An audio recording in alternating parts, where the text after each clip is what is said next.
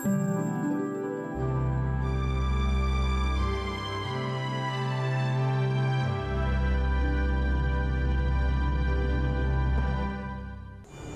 wala talaga si Luwalhati rito, Pinuno Manlaon.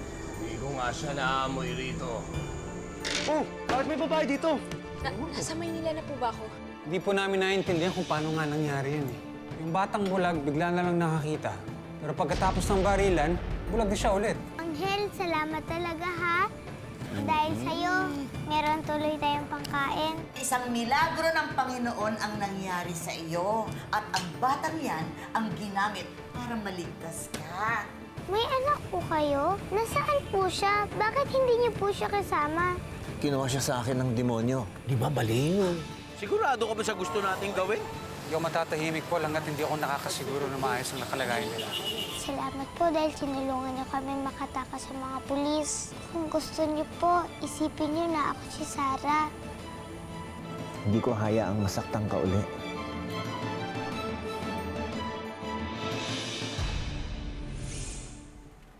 Oh, pasok, bilis, mula. Boss Chip, sino ba ito yung mga taong i-routine surveillance natin? Tsaka ano ba yung watchlist na yun? Hindi ba? Sinama tayo dun sa confidential task force ni Superintendent. Ah, yung task force, kababalaghan. Sige, sigaw mo pa. Eh, kaya nga confidential, di ba? Tayo lang may alam tungkol dun, kaya huwag mo pagkalat yan. Pero, Boss Chip, hindi ko naman kine-question yung kakayahan o abilidad mo. Pero, totoo ba yung task force na yan? Baka naman ini-steer lang tayo ni Superintendent Arman. Hindi naman niya siguro gagawin yun. Tsaka isa pa, nakita mo naman kung ano nangyari kay Bulan, di ba? Eh, yun na nga, sir, eh. Eh, ang tanong lang, bakit sila Lobert? May importanteng kasong hawak. Samantalang tayo, ito, hanggang routine surveillance lang ng task force. Na sobrang sikreto, tapos di pa natin alam kung totoo nga. Alam mo, Paul, sa pag-iisip lang yun eh. Basta gawin lang natin yung trabaho natin na maayos. Yun lang yun. Okay, Boss Chief. Basta sinabi mo, yun na lang susundin ko. Boss Chief, alam ko yung iniisip mo. Mag-aalala ka kay Fatima. May nasisilungan kaya sila sa ulan? Mother Ben, hindi po ba nababasa si Mang Noah? Alam mo na, sa himbing ng tulog niya, kahit tsunami pa dumating, hindi niya mararamdaman. Hindi siya nababasa. Ayun, oh, may bubong yung pwesto niya. Alam mo, proud ako sa'yo. Madalas nga iniisip ko, ano kayang nagawa kong tama? Bakit napalaki kita ng ganyan? Ang bait-bait mo, matulungin ka, mapagkawang gawa. Alam mo, kahit na sinong magulang, ipagmamalaki na maging anak ka nila. Kahit po mga tunay kong magulang? Ano? Hindi pa ba ako sapat? Wala naman po kung sinasabing ganon. Iniisip ko lang po. Si Mang Noah, kung miss na miss niya po ang anak niya. Eh kung yung tatay ko po kaya, miss na miss niya na po kaya ako? Hinahanap niya po kaya ako? At yung nanay ko? Anak, nasan ka na? Naaalala pa po kaya nila ako? Alam mo, baby girl, kung akong may anak na kasing ganda mo, kasing bait mo, tapos nawawala ka, hindi ako titigil hanggat hindi kita nahahanap. Sana nga po, isang araw, makita ko na po mga tunay kong magulang. Malay mo, diba, nadating din ang araw, matutupad yung hinihiling mo. Huh? Huwag mo na isipin yun. Halika, matulog na tayo. Good night, Mother Ben. I love you. I love you too, baby girl. Angel, siyempre. Good night. I love you too.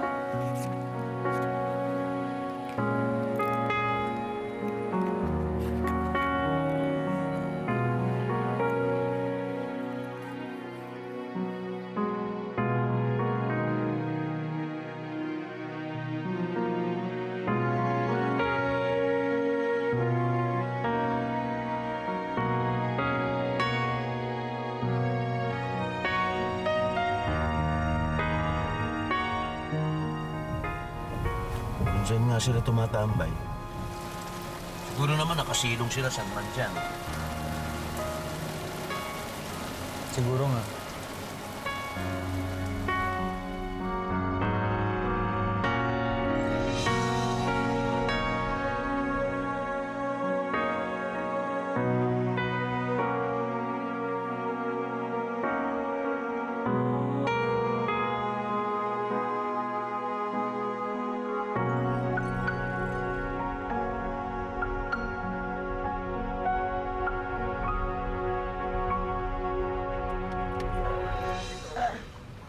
Boss Chief, alam ko yung lugar na yun. Doon lang sa kabilang kanto yun. Sige, dumiretso na tayo doon. Ibibilan lang muna ako, ha? Ako rin, sama. Uy! Ay, ingat!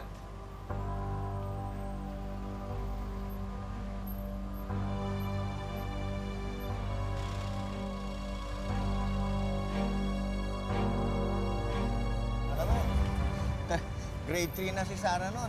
Tapos honor student siya parati. Top 3 siya sa kanyang klase. Matalino po pala si Sarah. Ay, naku, sinabi mo, talagang matalino yun. Eh, kanino pa magmamana? Eh, di syempre sa akin. Ha? Dito tayo.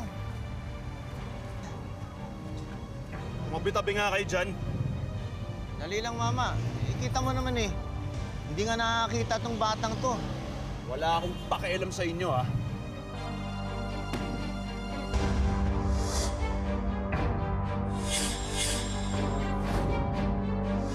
Ha?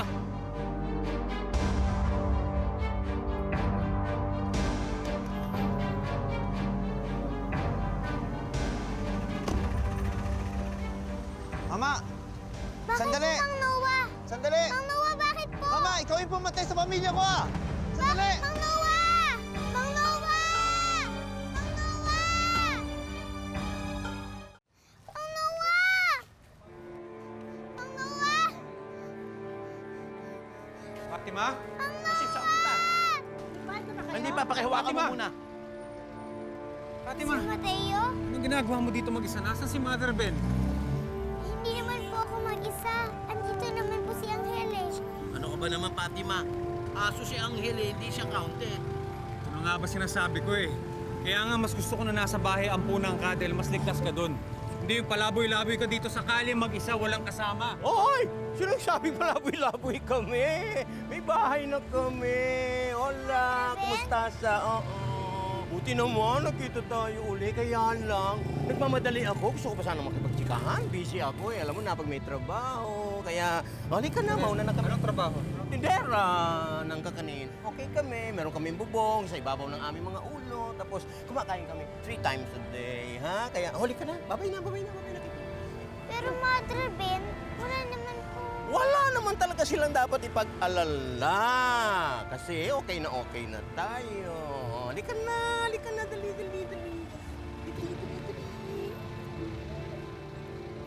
Boss Chief, mukhang okay naman pala sila eh. Mukhang ayos naman eh. Hindi ako naniniwala.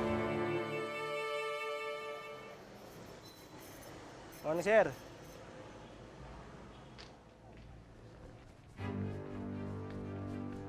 Teka, sandali! Saan ka punta? Kailangan mapasukin niyo po ako. Mamamatay tao yun. Kailangan ko habulin yun. Kailangan ko siyang patayin. Yun ang pumatay sa pamilya ko. Paano mangyayari yung sinasabi mo eh? Kana kami ni Mr. Silverio yun. Wala akong pakialam kung sino siya. Siya ang pumatay sa pamilya ko.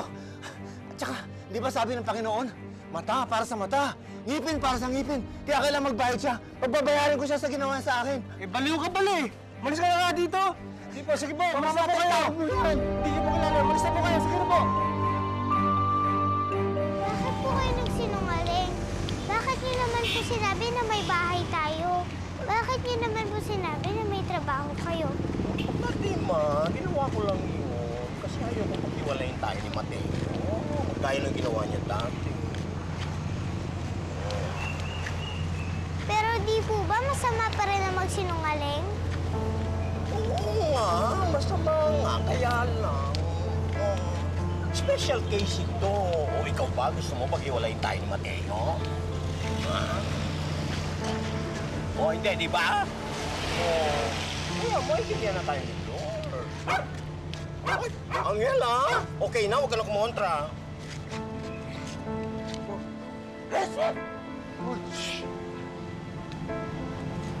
Pati ma, parang may sumusunod sa atin. Ay, ayun, may Majin. Kasama ni Mateo. Halika, halika, dali, dali.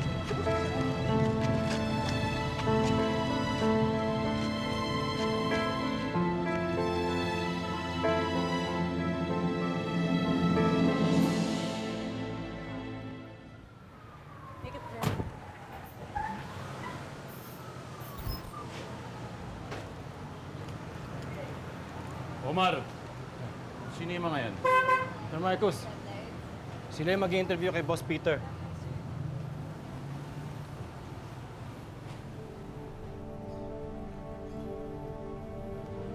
You must be Bernice. Marcus Madayangan. Ako nga.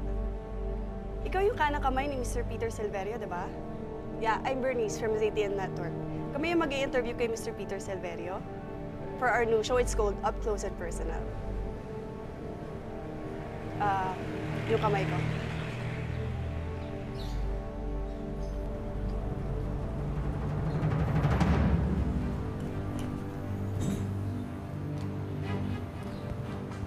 Looks like everyone's here.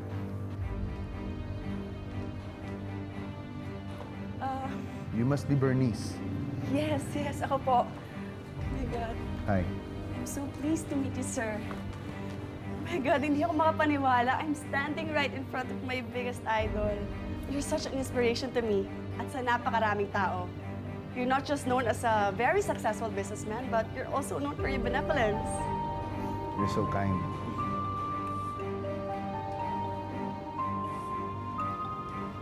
Sino siya? Wala lang yan. PA ko, si Abigail. This is my cameraman, Simon.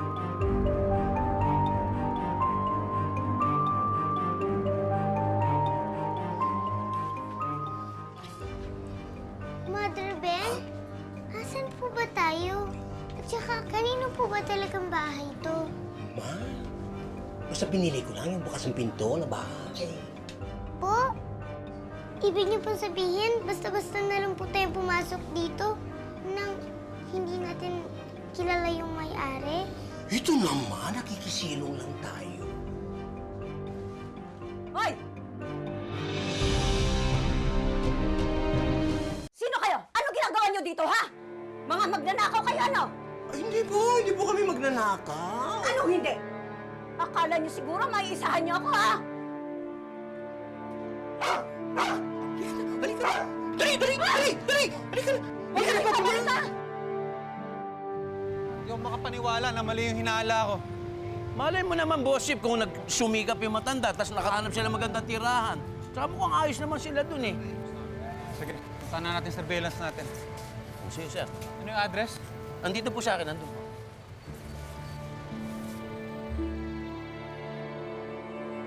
Bakit walang battery ang lapel? Hindi yung ba chinarge yun? Sinacharge mo pala yun? Wala ka ba talagang alam? Andiyan na po yung bumili ng baterya. Nasaan? Ayun na po. Bilisan mo, nakakaya kayo. Mr. Peter, I'm so sorry ha, kasi fresh grad lang yung PA ko, so No problem. di pa niya alam masyado yung ginagawa niya. Ito na, bilisan mo. Excuse me, Mr. Silverio. Lalagay ko lang po yung lapel niyo.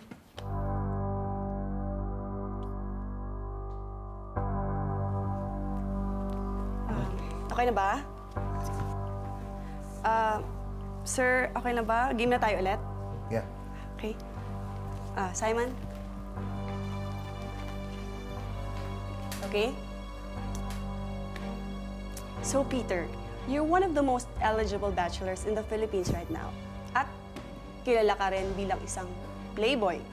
Pero bakit sa dinami-dami ng dinate mo, minsan, hindi man lang nagkaroon ng usapin tungkol sa kasal? I find myself asking that question too. Siguro walang babae ang gusto magpakasal sa isang paraplegic na katulad ko. Alagain. Can't say I blame them. Even if you're one of the most richest men in the country. Well, it's either They're very smart or they're very stupid? Tell me. Well, I'll leave that for our audience to answer. You're one of the most successful businessmen in the country at kilala ka rin bilang isang pilantropo. Bakit na lang gano'n ang kagusto mo na makatulong sa kapwa mo?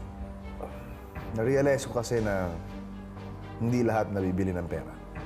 Marami nga akong pera pero hindi rin ito kayang ibalik yung pakiramdam sa aking mga paa. Naghanap ako ng paraan para makahanap ako ng kaligayahan. And helping is one of them. Alam mo, hindi ko ginagawa ang pagtulong para sa mga tao. Ginagawa ko rin ito para sa akin. Because with helping, I feel alive. Wow. So, you're one of the 10 outstanding men of 2012. How does that make you feel? Well, siyempre, masaya. At least kahit sa award, standing ako. Thank you so much for this interview, Mr. Peter. My pleasure. Thank you. Thank you very much.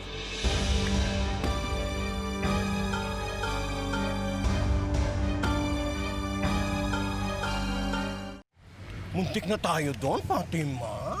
Amazona pala yung may-ari ng bahay. Buti na lang, niligtas tayo ni Angel. Mother Ben, nakikita niyo po ba si Mang Noah? Ay, nako, lagot sa akin yun pag nakita ko siya. Tama ba naman yun? Iwanan isang batang bulag na nag-iisa? Ay, Noah! Balik ka nga dito! Bakit mo iniwan si Fatima na nag-iisa? Paano kung naligaw yan o kaya may masamang nangyari sa kanya?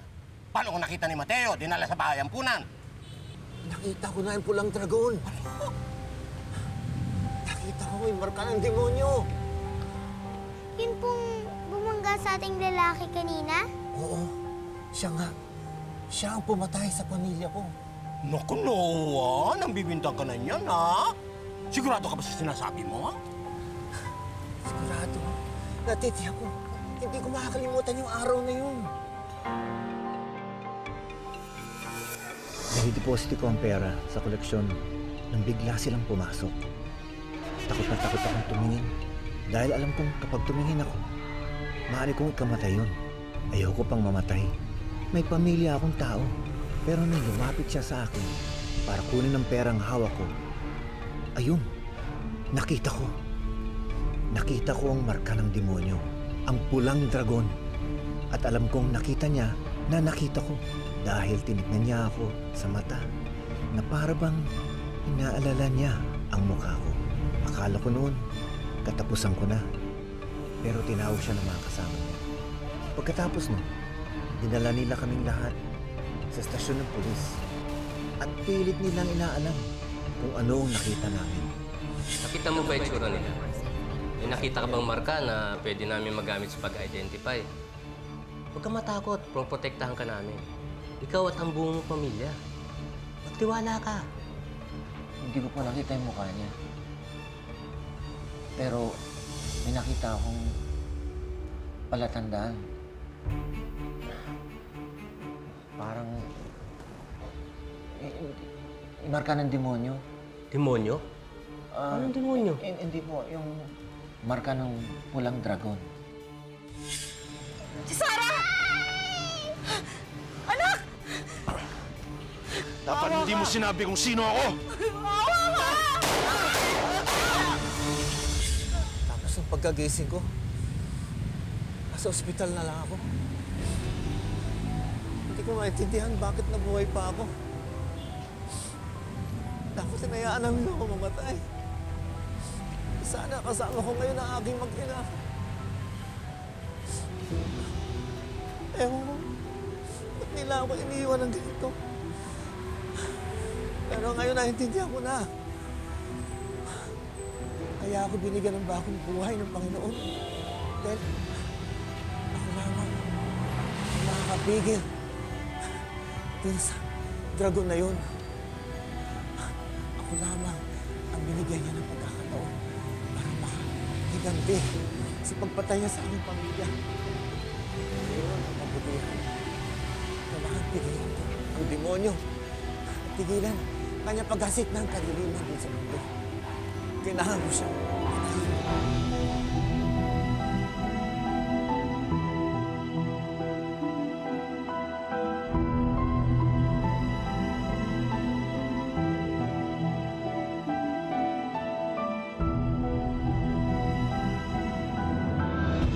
so much, Mr. Peter, for letting us do this interview. Thank you. Pwede po ba sana na mag-add kami ng materials for tomorrow's awards night? Siyempre, we want to be able to show yung lahat ng aspects ng pagkatao ninyo. Sure. Coordinate na lang with Marcus. Siya na bahala. Thank you so much. Thank you. Ako na ang bahalang mag-ayos ng lahat para makapag-shoot kayo sa event. Papaayos ko na rin sa sekretarya ko ang mga passes na kailangan nyo. Thank you, Mr. Marcus. Si Abigail na lang ang magpa-follow up sa'yo about yan. Thank you. Bigyan mo yung number mo. Dali. Sorry. Hi, sir. Here's my card po. Touch mo.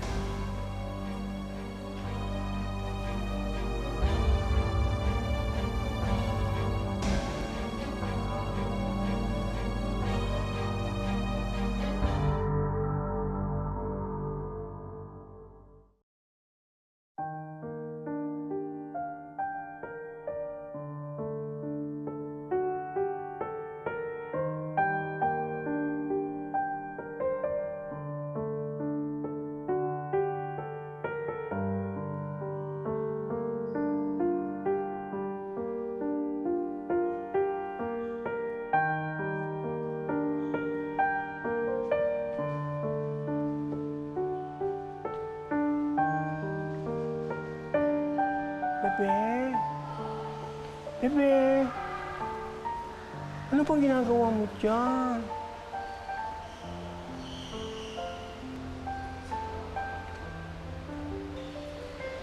Bebe? Mother Ben, Oh, sandali lang po.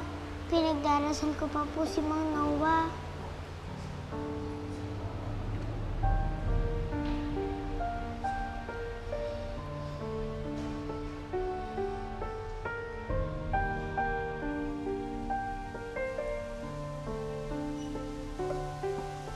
Grabe, no? Nakakalerky pala talaga ang kwento ng buhay ni Noah. Mother Ben, totoo po kaya yung lalaki kanina nakabangga sa amin ay yung pumatay sa mga pamilya niya? Ay, hindi tayo sure dyan. Kasi alam mo na, mahirap paniwalaan ang mga kwento ng isang baliw. Pero sa tingin ko naman po, nagsasabi siya ng totoo. Totoo man o hindi ang sinasabi ni Noah. Huwag ka nang makialam sa buhay niya. Baka mapahamak ka lang. Tama na yung ginagawa mong ganyan. O pinagdadasal mo siya. Maganda na yan. Pero huwag ka nang magsasama sa kanya sa labas. Kasi pag may masamang nangyari sa iyo, hindi ko talaga alam ang gagawin ko.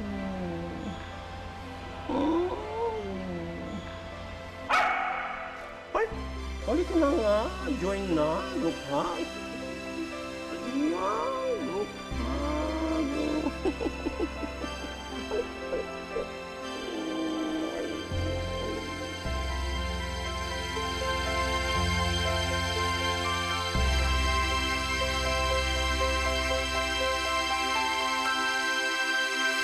Paano yan, Mother Ben? Kailangan na po natin hanapin si Mang Noah. Baka kung ano na po nangyari dun. Alam ko na kung nasaan ka. Walang dragon. Hindi ka na makakataka sa akin. Klaro ko lang to kanina nyo pa hinahanap tong Noang to. Nagsususpecha kayo may kinalaman yung pagkawala niya dun sa sinasabi ng taong pumatay sa pamilya niya. Bakit siya andun? Akala ko inayos mo na yan. Pinatay ko na yung taong yun, Sir Peter. I want this problem to disappear. Makikita natin yun sa plaza, sir. Madalas tumambay yun doon. Hindi na ako makakapayag na maisahan niya ako ulit.